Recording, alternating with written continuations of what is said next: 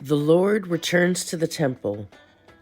The man took me to the gate that faces east, and there I saw coming from the east the dazzling light of the presence of the Lord of Israel.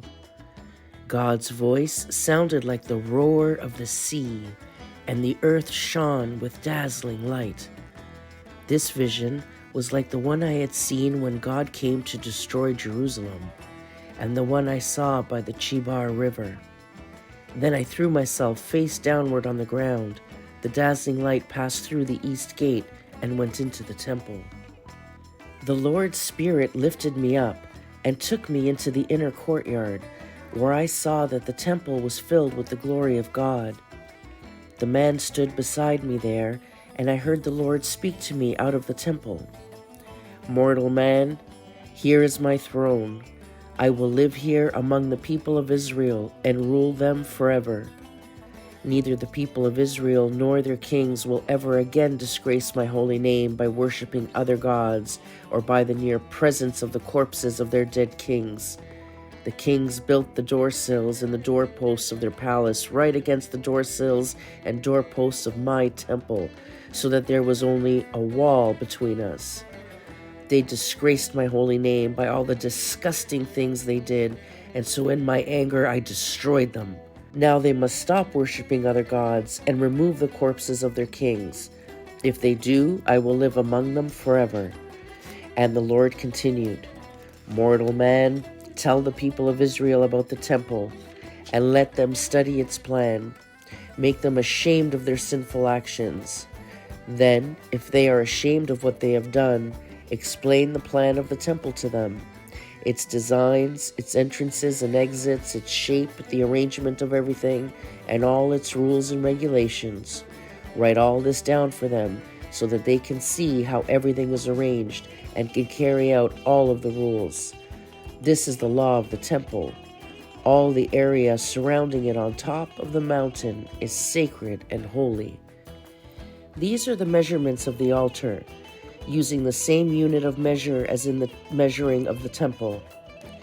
All around the base of the altar there was a gutter, 20 inches deep and 20 inches wide, with a rim at the outside edge 10 inches high. The lowest section of the altar from the top of the base was 4 feet high. The next section was set back from the edge 20 inches all around and was 7 feet high. The section after that was also set back of the edge 20 inches all around. This top section, on which the sacrifices were burned, was also 7 feet high. The projections on the 4 corners were higher than the rest of the top. The top of the altar was a square, 20 feet on each side. The middle section was also a square, 24 feet on each side, with a rim at the edge 10 inches high. The gutter was 20 inches wide. The steps going up to the altar were on the east side. The consecration of the altar. The sovereign Lord said to me, "Mortal man, listen to what I tell you. When the altar is built, you are to dedicate it by burning sacrifices on it and by sprinkling on it the blood of the animals that were sacrificed. Those priests belonging to the tribe of Levi, who are descended from the Zadok, are the only ones who are to come into my presence to serve me. I am sovereign Lord, command this. You will give them a young bull to offer as a sacrifice for sin. You are to take some of its blood and put it on the projections on the top corners of the altar, on the corners of the middle section of the altar, and all around its edges. In this way you will purify the altar and consecrate it. You are to take the bull that is offered as a sacrifice for sin and burn it at the specified place outside the temple area. The next day you are to take a male goat without any defects and offer it as a sacrifice for sin. Purify the altar with its blood the same way you did the bull. When you have finished doing that, take a young bull, a young ram, both of them without any defects, and bring them to me. The priest will sprinkle salt on them and burn them as an offering to me. Each day for 7 days you are to offer a goat, a bull, and a ram as a sacrifice for sin.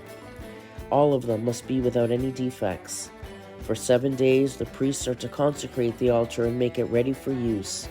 When that week is over, the priests are to begin offering on the altar the burnt offerings and the fellowship offerings of the people.